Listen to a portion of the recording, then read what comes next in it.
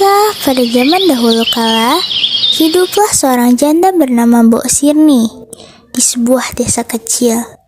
Ia bekerja sebagai seorang petani. Ia menginginkan seorang anak agar dapat membantu dan menemani ia bekerja.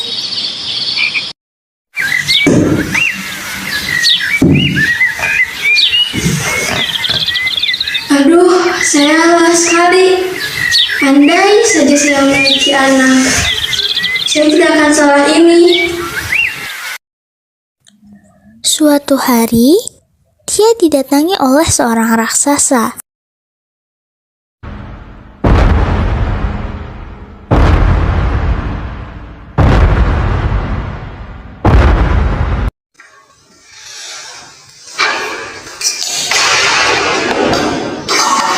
Mbok Sirni sangat terkejut saat raksasa menghampirinya.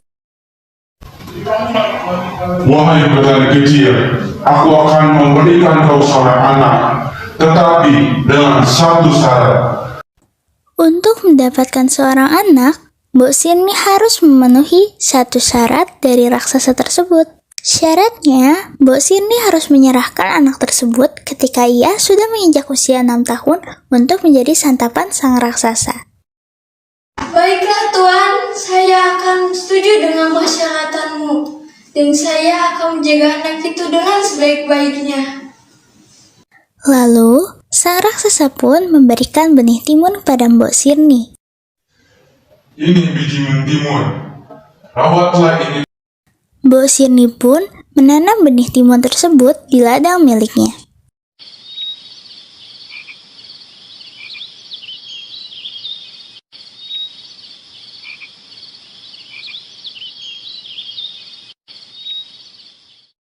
Setelah 2 minggu, di antara buah ketimun yang ditanamnya, ada satu yang paling besar dan berkilau seperti emas. Wah, sepertinya ini timun ajaib.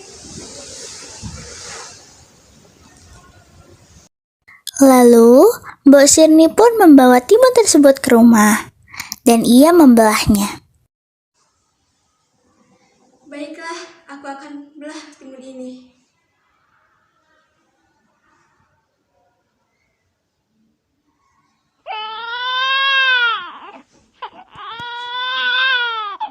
Aku akan menemanimu timun emas. Semakin hari, timun emas tumbuh menjadi gadis yang cantik jelita, dan ia rajin bantu ibunya.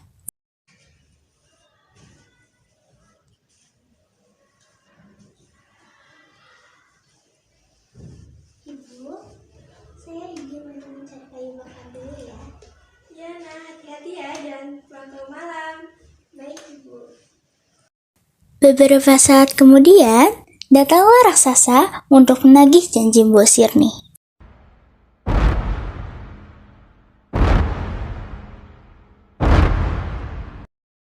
Wahai petani kecil, aku datang ke sini untuk menagih janjimu. Cepat serahkan anak itu kepadaku, akan aku segera menyantapnya. Karena Mbok Sirni amat ketakutan, maka ia mengulur janjinya. Lalu, Mbok Sirni memberikan usul kepada sang raksasa. Bagaimana jika raksasa datang kembali 2 tahun kemudian untuk mengambil timun emas, agar lebih enak untuk disantap? Bagus juga saranmu. Baiklah, aku akan datang lain nanti. Hari berganti hari, Mbok Sirni semakin sayang pada timun emas. Namun, setiap kali ia teringat akan janjinya, ia merasa cemas dan sedih. Suatu malam, Mbok Sirni bermimpi. Agar anaknya selamat, ia harus menemui petapa di Gunung Gundul. Lalu keesokan paginya, ia langsung pergi ke sana. Timun Mas, Ibu akan ke gunung untuk beberapa hari. Ibu sudah menyiapkan makanan untukmu. Jangan kemana-mana ya. Ibu, bolehkah saya ikut? Jangan anakku, kamu harus menjaga rumah ini. Baiklah, Ibu. Setelah Mbok Sirni sampai di Gunung Kidul, ia menolong seseorang yang hampir terjatuh ke dalam anak sungai. Ternyata orang tersebut adalah seorang petapa.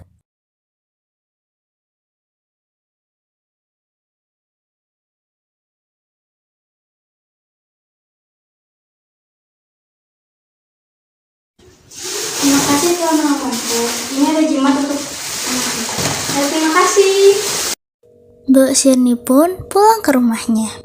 Sesampainya di rumah, ia menceritakan semua yang telah terjadi kepada Timun Mas. Ibu, aku takut dimakan oleh raksasa itu. Aku tidak mau berpisah dengan ibu. Aku takut, Bu. Anakku, ibu juga sangat menyayangimu dan takut akan kehilanganmu. Ini ada jimat. Gunakanlah ini saat kamu bertemu dengan raksasa itu. Baiklah, Ibu.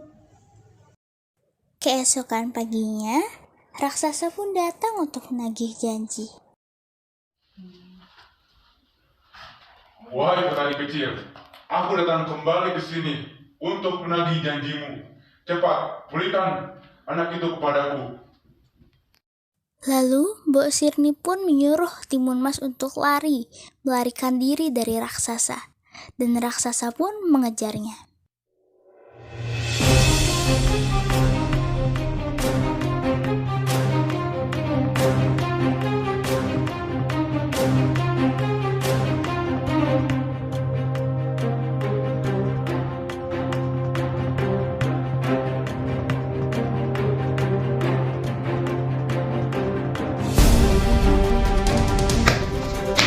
Hei, berhenti kau Timun Mas. Akan kumakan kau. Sang raksasa mengejarnya. Timun Mas pun teringat akan bungkusannya, maka ditebarnya biji mentimun. Sungguh ajaib, hutan menjadi ladang mentimun yang lebat buahnya. Raksasa pun memakannya, tapi buah timun itu malah menambah tenaga raksasa. Lalu, Timun Mas menaburkan jarum. Dalam sekejap tumbuhlah pohon-pohon bambu yang sangat tinggi dan tajam. Dengan kaki yang berdarah-darah, raksasa terus mengejar. Timun Mas pun membuka bingkisan garam dan ditaburkannya. Seketika hutan pun menjadi lautan yang luas. Dengan kesakitannya, raksasa dapat melewati. Yang terakhir, Timun Mas akhirnya menaburkan terasi. Seketika terbentuklah lautan lumpur yang mendidih. Akhirnya, raksasa pun mati tenggelam. Tidak, tolong.